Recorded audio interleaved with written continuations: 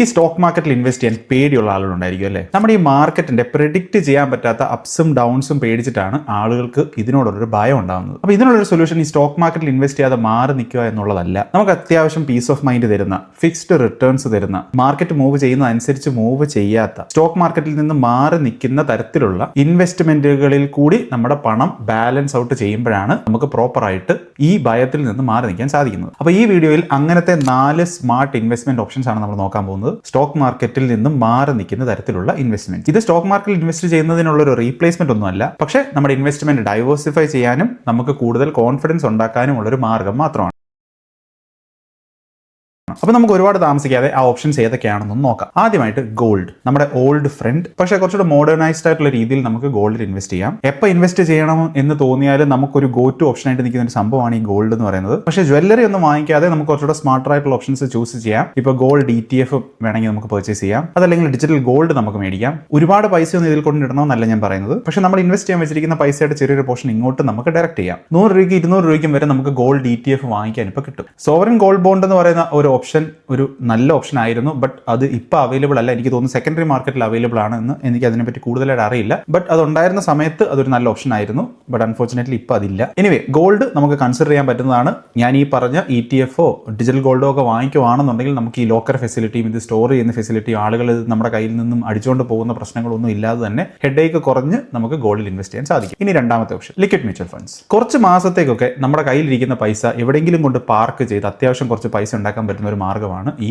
Liquid mutual funds. നിങ്ങളുടെ കയ്യിൽ പെട്ടെന്ന് കുറച്ച് പൈസ വന്നു കഴിഞ്ഞാൽ കൊണ്ട് ഇൻവെസ്റ്റ് ചെയ്തിട്ട് ഒരു ദിവസം കൊണ്ടോ 2 ദിവസത്തിനുള്ളിൽ തന്നെ വിഡ്രോ ചെയ്തുകൊണ്ട് നിങ്ങൾക്ക് ഇൻട്രസ്റ്റ് നേടാൻ പറ്റുന്ന ഓപ്ഷൻസ് വരെ ലിക്വിഡ് മ്യൂച്വൽ ഫണ്ട്സിലുണ്ട്. നമുക്ക് അവൈലബിൾ ആയിട്ടുള്ള 16 ലിക്വിഡ് മ്യൂച്വൽ ഫണ്ട്സും വളരെ ഡീറ്റെയിൽഡ് ആയിട്ട് എക്സ്പ്ലെയിൻ ചെയ്തുകൊണ്ട് ഞാൻ ഓൾറെഡി ഒരു വീഡിയോ ചെയ്തിട്ടുണ്ട്. ആ വീഡിയോ ആണ് നിങ്ങളിപ്പോൾ ഇവിടെ കാണുന്നത്. നിങ്ങളുടെ എമർജൻസി ഫണ്ട്സിനായിട്ടോ ഷോർട്ട് ടേം ഗോൾസിനായിട്ടോ ഒക്കെ കൺസിഡർ ചെയ്യാൻ പറ്റുന്നതാണ് ഈ ലിക്വിഡ് മ്യൂച്വൽ ഫണ്ട്സ് എന്ന് പറയുന്നത്. അപ്പോൾ കൂടുതൽ ഇൻട്രസ്റ്റഡ് ആണെന്നുണ്ടെങ്കിൽ നിങ്ങൾ ആ വീഡിയോ ഒന്ന് കണ്ടു കഴിഞ്ഞാൽ നിങ്ങൾക്ക് ആ 16 ഓപ്ഷൻസിൽ നിന്നും നിങ്ങൾക്ക് ഏറ്റവും നന്നായിട്ട് ചേരുന്ന ഓപ്ഷൻ ചൂസ് ചെയ്യാൻ പറ്റും. ഇനി മൂന്നാമത്തത് ബോൺസ്. വളരെ സ്മാർട്ട് ആയിട്ടുള്ള ഒരു ഡൈവേഴ്സിഫിക്കേഷൻ മെത്തേഡാണ് ഈ ബോൺസ് എന്ന് പറയുന്നത്. അത് നിങ്ങൾക്ക് അത്യാവശ്യം ഫിക്സ്ഡ് ഇൻകവും തരും. ലോകത്തിൽ തന്നെ അത്യാവശ്യം നല്ല രീതിയിൽ യൂസ് ചെയ്തുകൊണ്ടിരിക്കുന്ന ഒരു ഇൻവെസ്റ്റ്മെന്റ് മെത്തേഡാണ് ഈ ബോൺസ് എന്ന് പറയുന്നത്. പക്ഷേ നമ്മുടെ ഇന്ത്യയിൽ അത് വളർന്നുകൊണ്ടിരിക്കുന്നതേ ഉള്ളൂ. അപ്പോൾ എന്താണ് ഈ ബോൺസ്? ഞാൻ ക്വിക്കായിട്ടൊന്ന് പറയാം. ഇപ്പോൾ ചില കമ്പനീസ്, അത് പ്രൈവറ്റ് ആയിക്കോട്ടെ ഗവൺമെന്റ് ആയിക്കോട്ടെ, ആ കമ്പനിക്ക് മുന്നോട്ട് വളരുന്നതിനായിട്ട് അവർക്ക് കുറച്ച് ക്യാപിറ്റൽ ആവശ്യമാണ്, അതല്ലെങ്കിൽ പൈസ ആവശ്യമാണ്. അത് എന്ത് കാര്യമാവാം. അവർക്ക് അവരുടെ ഇൻഫ്രാസ്ട്രക്ചർ ഡെവലപ്മെന്റ് ആവാം, അവർക്ക് അവരുടെ ലാൻഡ് വാങ്ങിക്കാനോ പുതിയ ഒരു ഫാക്ടറി ബിൽഡ് ചെയ്യാനോ എന്തുമാവാം. എങ്ങനത്തെ ഒരു ആവശ്യമാവാം അവരുടെ ആ ഒരു കമ്പനി ഗ്രോ ചെയ്യുന്നതിനായിട്ട്. അപ്പോൾ അവരെന്ത് ചെയ്യും? അവർ ബോണ്ട് ഇഷ്യൂ ചെയ്യും. ഈ ബോണ്ട് എന്ന് പറയുന്നത് ഒരു എഗ്രിമെന്റ് പോലെയാണ്. നമ്മളെപ്പോലുള്ള ആളുകൾക്ക് ചെന്നിട്ട് ആ ബോണ്ട് വാങ്ങിക്കാം. ഇപ്പോൾ ബോണ്ട് വാങ്ങിക്കുന്ന സമയത്ത് നമ്മൾ ഈ കമ്പനികൾക്ക് പൈസ കൊടുക്കണം.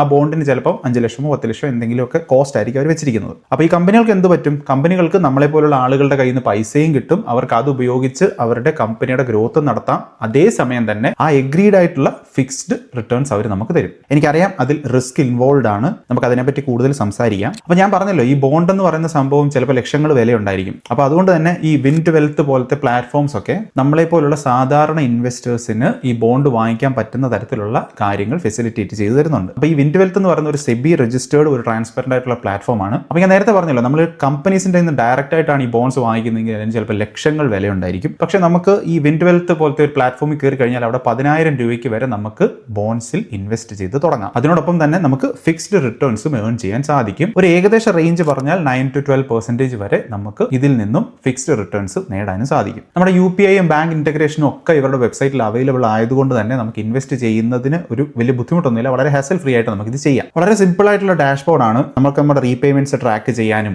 നോട്ടിഫിക്കേഷൻസ് കിട്ടാനും നമുക്ക് മെച്ചൂർ ആയതിനെ നമുക്ക് റീഇൻവെസ്റ്റ് ചെയ്യാനും ഇങ്ങനത്തെ എല്ലാ പ്രോസസ്സും നമ്മുടെ ഡാഷ്ബോർഡിൽ വളരെ സിമ്പിൾ ആയിട്ട് നമുക്ക് ചെയ്യാം. ഇവരുടെ വെബ്സൈറ്റിൽ തന്നെ പറയുന്ന അനുസരിച്ച് അവരുടെ പ്ലാറ്റ്ഫോമിൽ ലിസ്റ്റ് ചെയ്തിരിക്കുന്ന എല്ലാ ബോൺസിലും ഈ വിൻഡ് വെൽത്ത് തന്നെ 2% ഇൻവെസ്റ്റ് ചെയ്തിട്ടുണ്ട് എന്നാണ്. അത് അവരുടെ കോൺഫിഡൻസ് ആണ് കാണിക്കുന്നത് അവരുടെ വെബ്സൈറ്റിൽ ലിസ്റ്റ് ചെയ്തിരിക്കുന്ന ബോൺസിൽ. ബട്ട് നമുക്ക് വളരെ അത്യാവശ്യമായിട്ട് സംസാരിക്കേണ്ട ഒരു കാര്യമാണ് സേഫ്റ്റി. നമുക്ക് അതിനെപ്പറ്റി സംസാരിക്കാം. ഈ ബോൺസ് എന്ന് പറയുന്നത് തന്നെ 2 തരമുണ്ട്. അൺസെക്യൂർ ബോൺസും ഉണ്ട്, സെക്യൂർ ബോൺസും ഉണ്ട്. ഈ സെക്യൂർ ബോൺസ് എന്ന് പറഞ്ഞു കഴിഞ്ഞാൽ ഞാൻ നേരത്തെ പറഞ്ഞല്ലോ, നമുക്ക് ഒരു കമ്പനി ഒരു ബോണ്ട് ഇഷ്യൂ ചെയ്യുകയാണ്. അപ്പോൾ ഞാനൊരു 10 ലക്ഷം രൂപ കൊടുത്താണ് ആ ബോണ്ട് വാങ്ങിക്കുന്നതെങ്കിൽ ഈ 10 ലക്ഷം രൂപയ്ക്ക് പകരമുള്ള എന്തെങ്കിലും ഒരു കൊളാട്രൽ അവർ വെച്ചിട്ടുണ്ടായിരിക്കും. ഈ കൊളാട്രൽ എന്നുള്ള വാക്കിന്റെ അർത്ഥം നമുക്ക് എല്ലാവർക്കും അറിയായിരിക്കും. നമ്മളിപ്പം ഏതെങ്കിലും ഒരു ബാങ്കിൽ പോയി നമ്മൾ ലോൺ എടുത്തു കഴിഞ്ഞാൽ ആ ബാങ്ക് നമ്മുടെ കയ്യിലിരിക്കുന്ന കുറച്ച് സ്വർണ്ണമോ വീടോ അങ്ങനെ എന്തെങ്കിലും കൊളാട്രലായിട്ട് വെക്കില്ലേ? അതേപോലെ തന്നെ കൊളാട്രൽ ഇവർ വെക്കുന്നുണ്ടായിരിക്കും. പക്ഷേ ഇപ്പൊ ഞാൻ ബോണ്ട് വാങ്ങിച്ച കമ്പനി ഒരു NBFC ആണെങ്കിൽ, ഫോർ എക്സാമ്പിൾ ഇപ്പോൾ ബജാജ് ഫിനാൻസ് പോലോ മുത്തായ് ഫിനാൻസ് പോലുള്ള ഒരു NBFC ആണെങ്കിൽ അവർ കൊളാട്രൽ വെക്കുന്നത് ഏതെങ്കിലുമൊക്കെ ഗോൾഡ് ലോണും വെഹിക്കിൾ ലോണും അതല്ലെങ്കിൽ മറ്റേതെങ്കിലും തരത്തിലുള്ള ലോൺസ് ഒക്കെ ആയിരിക്കും. പക്ഷേ ഫോർ ഷുവർ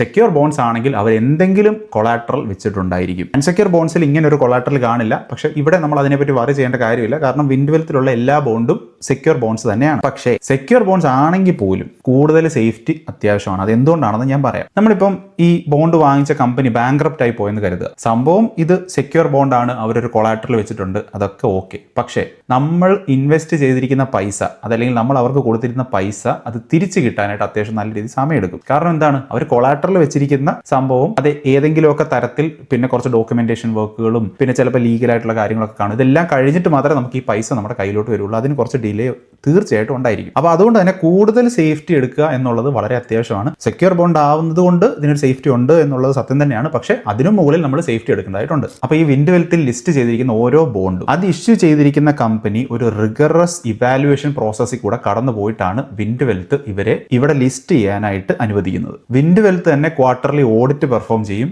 ഈ NBFCകളുടെ ഒക്കെ ഫിനാൻഷ്യൽ ഹെൽത്തും ഇവർ അനലൈസ് ചെയ്യും. അതിനോടൊപ്പം തന്നെ ഈ ബോൺസിനൊക്കെ ഒരു റേറ്റിംഗ് ഉണ്ട്. നമ്മുടെ ഈ ബോൺസ് ഒക്കെ അനലൈസ് ചെയ്തിട്ട് ഒരു എക്സ്റ്റേണൽ ഏജൻസി ആയിരിക്കും ഈ ബോണ്ടുകൾക്ക് ഈ റേറ്റിംഗ് കൊടുക്കുന്നത്. നമുക്ക് അത്യാവശ്യം high yield bonds BBB to A rated ആയിട്ടുള്ള ബോൺസ് നമുക്ക് ഇവിടെ കാണാൻ സാധിക്കും. ഈ റേറ്റിംഗിന്റെ ഒക്കെ മീനിങ്ങും ഈ എത്രത്തോളം ഈ റേറ്റിംഗും സേഫ്റ്റിയും തമ്മിൽ ബന്ധപ്പെട്ടതാണ് എന്നുള്ള ഒരു ചാർട്ടാണ് നിങ്ങളിപ്പോൾ ഇവിടെ കാണുന്നത്. അപ്പോൾ അതും കൂടെ മനസ്സിൽ വെച്ചിട്ട് നമുക്ക് മുമ്പോട്ട് പോവാം. ആൻഡ് യെസ്, ഇതുവരെ എല്ലാ റീപേയ്മെന്റ്സും ഓൺ ടൈമിൽ തന്നെ നടന്നിട്ടുണ്ട് എന്നും ആണ് നമുക്ക് മനസ്സിലാക്കാൻ സാധിക്കുന്നത്. ഇനി വളരെ ഇമ്പോർട്ടന്റ് ആയിട്ടൊരു കാര്യം ഞാൻ പറഞ്ഞു കഴിഞ്ഞാൽ, എന്തിനാണ് നമുക്ക് ബോണ്ട് വേണ്ടത്? നമ്മളിപ്പോൾ ശ്രദ്ധിച്ച് നോക്കി കഴിഞ്ഞാൽ, നമ്മളിപ്പോൾ ഏതെങ്കിലുമൊക്കെ വലിയ വലിയ ഇൻവെസ്റ്റേഴ്സിന്റെ ഇന്റർവ്യൂ ഒക്കെ കണ്ടു നോക്കിയാൽ ഡെഫിനറ്റ്ലി അവർ തീർച്ചയായിട്ടും പറയുന്നത് അവർ ബോൺസിൽ ഇൻവെസ്റ്റ് ചെയ്യുന്നുണ്ട് എന്നുള്ളതാണ്. ഇവരാരും ഈ ഹൈപ്പിന് പുറകെ പോകുന്ന ആളുകളല്ല. അവർക്കൊക്കെ അവരുടെ പൈസയുടെ സ്റ്റെബിലിറ്റി വളരെ ഇമ്പോർട്ടന്റ് ആണ്. ഈ ബോൺസ് നമുക്ക് ഫിക്സ്ഡ് റിട്ടേൺസ് ഓഫർ ചെയ്യുന്നുണ്ട്. വോളറ്റിലിറ്റി ഒരു പരിധി വരെ ഹാൻഡിൽ ചെയ്യാൻ നമ്മളെ ഹെൽപ്പ് ചെയ്യും. അതിനോടൊപ്പം തന്നെ നമ്മുടെ വെൽത്തിനെ പ്രിസർവ് ചെയ്യാനും ചെറിയ തോതിൽ ബിൽഡ് ചെയ്യാനും നമ്മളെ സഹായിക്കും. ഇത് കാശുകാർക്ക് മാത്രമല്ല നമുക്കും ചെയ്യാനുള്ള മാർഗ്ഗമാണ് ഞാനിപ്പോൾ ഇവിടെ പറഞ്ഞത്. അപ്പോൾ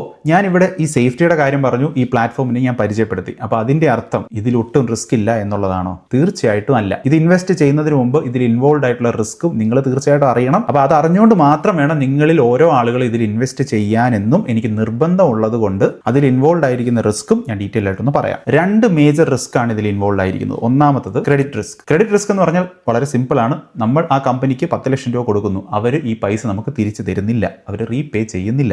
ഇങ്ങനെ ഒരു റിസ്ക് തീർച്ചയായിട്ടും ഉണ്ട്. അപ്പോൾ നമ്മൾ നേരത്തെ പറഞ്ഞു, നമ്മൾ എടുക്കുന്നത് സെക്യൂർ ബോണ്ട് ആണ്, നമ്മൾ കൊടുത്തിരിക്കുന്ന പൈസയ്ക്ക് കൊളാട്രൽ ആയിട്ട് അവർ എന്തൊക്കെയോ അവിടെ വെച്ചിട്ടുണ്ട് എന്നൊക്കെ. കുറച്ച് സമയം എടുത്താലും അവർ അതൊക്കെ വിറ്റ് ഒഴിവാക്കിയിട്ടാലും നമ്മുടെ പൈസ നമുക്ക് തിരിച്ച് കിട്ടിയേക്കാം. ബട്ട് സ്റ്റിൽ ഇതൊരു റിസ്ക് ആണ്. നമ്മുടെ പൈസ അത്രയും നാൾ അവിടെ സ്റ്റക്കായിട്ട് കിടക്കാനും ആ പൈസ തിരിച്ചു കിട്ടാൻ ഒരുപാട് സമയം എടുക്കാനും ഒക്കെയുള്ള ചാൻസ് ഉണ്ട്. അപ്പോൾ ഇത് തീർച്ചയായിട്ടും ഒരു റിസ്ക് ആയിട്ട് തന്നെ വേണം നമ്മൾ അഡ്രസ് ചെയ്യാൻ. ഇനി രണ്ടാമത്തത് ലിക്വിഡിറ്റി റിസ്ക്. നമ്മൾ ഓൾറെഡി വാങ്ങിച്ച ഒരു ബോണ്ട് അത് മെച്യൂരിറ്റി ആവുന്നതിന് മുമ്പ് തന്നെ നമുക്കത് വിറ്റ് ഒഴിവാക്കണമെങ്കിൽ ചിലപ്പോൾ എപ്പോഴും അത് വളരെ എളുപ്പത്തിൽ സാധിച്ചോണമെന്നില്ല. നമ്മൾ വാങ്ങിച്ച ബോണ്ട് മെച്യൂരിറ്റിക്ക് മുമ്പ് തന്നെ നമുക്ക് ലിക്വിഡേറ്റ് ചെയ്യണമെന്നുണ്ടെങ്കിൽ അതിനുള്ളൊരു ഫീച്ചറും വിൻഡ്വെൽത്ത് തരുന്നുണ്ട്. ഈ ബോൺസ് ഒക്കെ NSEയിലും BSEയിലും ഒക്കെ ലിസ്റ്റഡ് ആയതുകൊണ്ട് തന്നെ ഇത് വിൽക്കാനായിട്ട് നമുക്ക് ചില സമയങ്ങളിലൊക്കെ ചിലപ്പോൾ എളുപ്പമായിട്ട് നമുക്ക് ചെയ്യാൻ സാധിച്ചു എന്ന് വരാം. ഈ വിൻഡ്വെൽത്തിന്റെ ഒരു പ്രോസസ്സിൽ നിന്നും എനിക്ക് മനസ്സിലായിട്ടുള്ള കാര്യം, ഇവ ഈ ഒരു പ്രോബ്ലത്തിനെ നന്നായിട്ട് അഡ്രസ്സ് ചെയ്ത് ഇത് സോൾവ് ചെയ്യാനായിട്ട് അവർ ശ്രമിക്കുന്നുണ്ട് എന്നാണ്. പക്ഷേ ഞാൻ നേരത്തെ പറഞ്ഞ പോലെ അതെന്റെ ഡ്യൂട്ടിയാണ് നിങ്ങൾക്ക് ഇത് പറഞ്ഞു തരിക എന്നുള്ളത്, ഇങ്ങനെ ഒരു റിസ്ക് ഉണ്ട് എന്ന്. അതുകൊണ്ട് തന്നെ നിങ്ങൾ വാങ്ങിച്ചൊരു ബോണ്ട് നിങ്ങൾക്ക് തോന്നുമ്പോൾ വിറ്റ് ഒഴിവാക്കാനുള്ള സാധ്യത ചിലപ്പോൾ ഇല്ല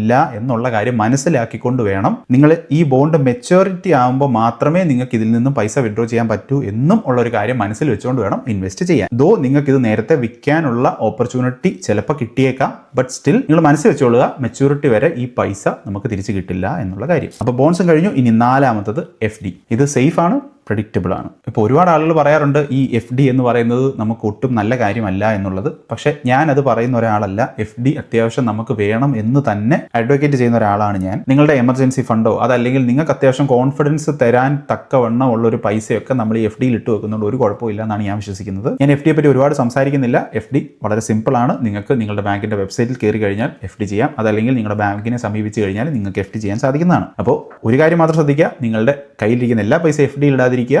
FD ഇതിൽ ഒരു പോർഷൻ മാത്രം വെക്കാനും ശ്രമിക്കുക. All right. അപ്പോൾ ഞാൻ ഇത്രയും നേരം പറഞ്ഞത്, നിങ്ങൾ സ്റ്റോക്ക് മാർക്കറ്റിന്റെ ബഹളങ്ങളിലൊക്കെ പേടിക്കുന്ന ഒരാളാണെങ്കിൽ, നിങ്ങളുടെ വെൽത്ത് അത്യാവശ്യം പ്രിസർവ് ചെയ്ത് ചെറിയ തോതിൽ വളർത്താൻ ശ്രമിക്കുന്ന ഒരാളാണെങ്കിൽ, ഫിക്സ്ഡും സ്ട്രക്ചേർഡും ആയിട്ടുള്ള ഇൻവെസ്റ്റ്മെന്റും നിങ്ങൾ ഇഷ്ടപ്പെടുന്നുണ്ടെങ്കിൽ ഞാൻ ഈ മേളിൽ പറഞ്ഞ സംഭവമൊക്കെ നിങ്ങൾക്ക് കൺസിഡർ ചെയ്യാം. അതിനോടൊപ്പം തന്നെ നിങ്ങൾക്ക് ബോണ്ടും കൺസിഡർ ചെയ്യാം. വിൻഡ് വെൽത്ത് പോലത്തെ പ്ലാറ്റ്ഫോംസ് ഒക്കെ നമ്മളെ ജെന്യൂൻ ആയിട്ട് ഹെൽപ്പ് ചെയ്യും. 10,000 രൂപ ഉണ്ടെങ്കിൽ പോലും നമുക്കത് സ്റ്റാർട്ട് ചെയ്യാം. ലിങ്ക് ഞാൻ ഡിസ്ക്രിപ്ഷനിൽ കൊടുക്കാം. അത്യാവശ്യം നല്ല രീതിയിൽ സമയമെടുത്ത് അവരുടെ വെബ്സൈറ്റിൽ കൂടെ കയറി കാര്യങ്ങളൊക്കെ വായിച്ച് പഠിച്ച് മനസ്സിലാക്കി നിങ്ങളുടെ ഗോൾസുമായിട്ട് അലൈൻ ചെയ്യുന്നുണ്ട് എന്ന് തോന്നിക്കഴിഞ്ഞാൽ ഡെഫിനറ്റ് ആയിട്ടും അത് യൂസ്ഫുൾ ആക്കി എടുക്കാൻ ശ്രമിക്കുക. Investments in debt securities, municipal debt securities, securitized debt instruments are subject to risks, including delay and/or default in payment. Read all the offer-related documents carefully.